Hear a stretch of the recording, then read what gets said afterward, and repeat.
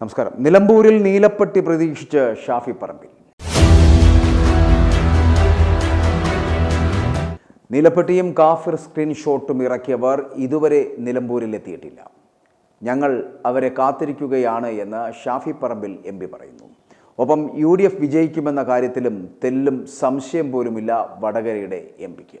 ഇപ്പോൾ പാലക്കാടാണെങ്കിലും വടകരയാണെങ്കിലും ഈ കാഫിർ സ്ക്രീൻഷോട്ട്, നീലപ്പെട്ടി അങ്ങനെ പല വിവാദങ്ങളും ഉണ്ടായിരുന്നു. ഇപ്പോൾ അവസാന ലാപ്പിലേക്ക് എത്തുമ്പോൾ അങ്ങനെ എന്തെങ്കിലും ആശങ്കയുണ്ടോ? വിവാദങ്ങൾ ഞങ്ങൾ സഹായിച്ചതാണല്ലോ, ഞങ്ങൾക്ക് ആശങ്കയില്ല. കാരണം ജനങ്ങൾക്ക് ഇവരുടെ സ്വഭാവം അറിയാവുന്നതുകൊണ്ട് അത്തരം കാര്യങ്ങളെ കൊണ്ട് അവർ വന്നാൽ അതിൻ്റെ തിരിച്ചടി അവർക്കുണ്ടാവുകയും അത് ഞങ്ങൾക്ക് അനുകൂലമായും ചെയ്യുന്ന അനുഭവങ്ങൾ ബാക്ക് ടു ബാക്ക് ഞങ്ങൾ കണ്ടതുകൊണ്ടും അത് ഞങ്ങളെ സംബന്ധിച്ചിടത്തോളം അത് ആശങ്കപ്പെടുത്തുന്ന ഒരു കാര്യമല്ല.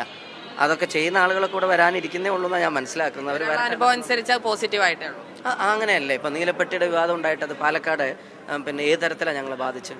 വടകരയിലെ കാഫിർ സ്ക്രീൻഷോട്ട് ഇപ്പോൾ എവിടെ എത്തി നിൽക്കുന്നത്? അന്വേഷണം അവസാനത്തെ പോയിന്റിൽ എത്തി നിന്നത് DYFIയുടെ ബ്ലോക്ക് പ്രസിഡന്റിലാണ്. അദ്ദേഹത്തിന് ഇത് എവിടെ നിന്ന് കിട്ടി എന്നുള്ളത് ചോദിക്കുമ്പോൾ കൃത്യമായിട്ടുള്ള ഉത്തരം പറയുന്നില്ല, അന്വേഷണവുമായി സഹകരിക്കുന്നില്ല എന്നുള്ളതാണ് പോലീസ് കോടതിയിൽ കൊടുക്കുന്ന മറുപടി. യൂത്ത് കോൺഗ്രസ് ബ്ലോക്ക് പ്രസിഡന്റോ യൂത്ത് ലീഗ് ബ്ലോക്ക് പ്രസിഡന്റോ അല്ല, DYFIയുടെ ബ്ലോക്ക് പ്രസിഡന്റ്. അതൊക്കെ സ്വയം കൃതാനർത്ഥങ്ങളാണ്. ജനങ്ങളെ സ്നേഹിച്ചാൽ അവർ തിരിച്ച് 1000 ഇരട്ടിയായി തരുമെന്നാണ് ഇപ്പോഴത്തെ നിലമ്പൂർ തിരഞ്ഞെടുപ്പിലെ അവസാന ലാപ്പിലേക്ക് പ്രചാരണം എത്തുമ്പോൾ അവിടുത്തെ ജനങ്ങളുടെ പ്രതികരണത്തിൽ നിന്നും മനസ്സിലാകുന്നത്.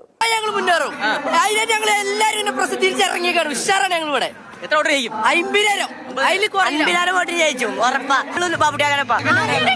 ജയിക്കും. ഉറപ്പാണ്.